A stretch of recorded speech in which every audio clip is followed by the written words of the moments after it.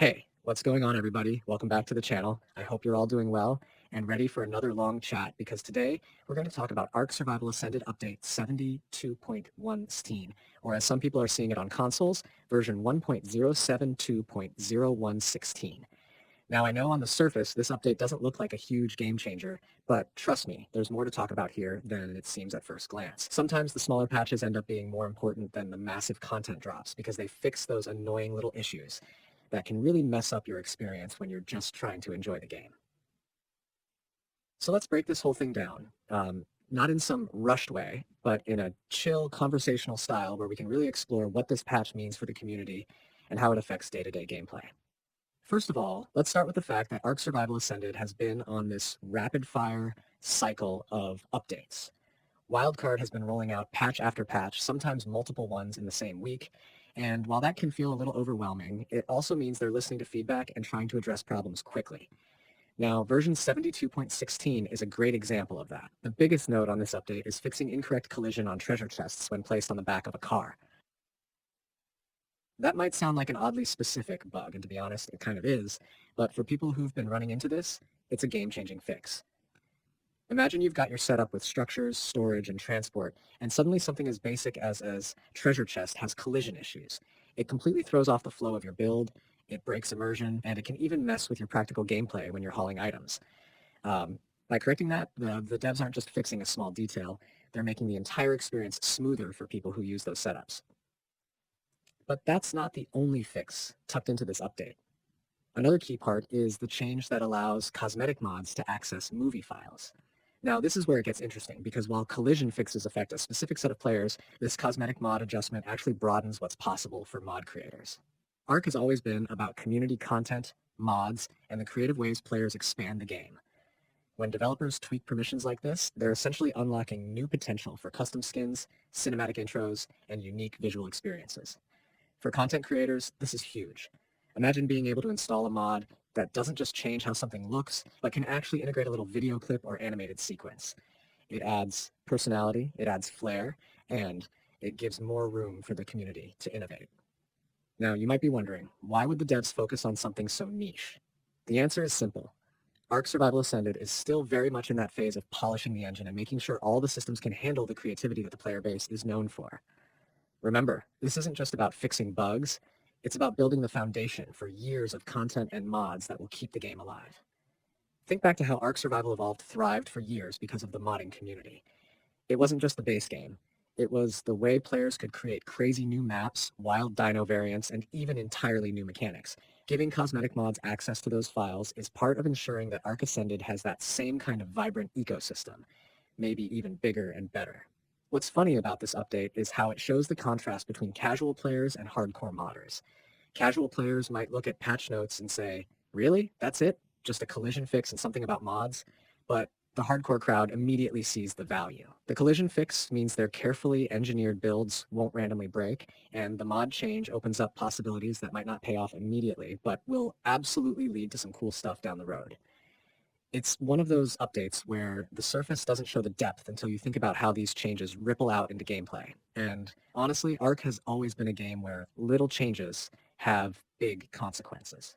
Think about how even minor tweaks to dino spawns, resource collection rates, or structure behavior can completely shift the way tribes organize, the way servers feel, and the way people strategize. This patch is another reminder that no detail is too small in a game this complex. When you're dealing with survival mechanics, base building, PvP, PvE, and modding all wrapped into one package, every tweak has the potential to either solve a headache or create one. Let's talk a little bit about how players might feel this change in the day-to-day. If you've ever built mobile bases, or just experimented with moving storage and loot across maps, you know that placement matters. Having your chest clip through things or interact incorrectly with a platform can mean losing items, getting stuck, or just having your immersion broken. Fixing that restores the trust you need when you're putting hours into a base or setup. The last thing you want in a survival game is to feel like the game's physics are working against you in a buggy way instead of a challenge-based way. The same goes for mod access. When creators feel like their ideas are supported and possible, they're going to produce more content that benefits everyone. Another angle we should think about is how this patch fits into the bigger timeline of Ark Survival Ascended updates. We've seen some pretty chunky updates in recent weeks that tackled performance, dynos, server stability, and crash issues. Compared to those, this one feels small. But what it actually shows is that Wildcard isn't just rushing to fix the big flashy issues, they're also combing through the game for those little annoying things that can slip under the radar. That's a sign of long-term commitment. It shows they want the game not just to be playable, but polished. When a studio starts patching the small stuff, you know they're thinking about the experience as a whole, not just putting out fires. Now, let's not ignore the elephant in the room.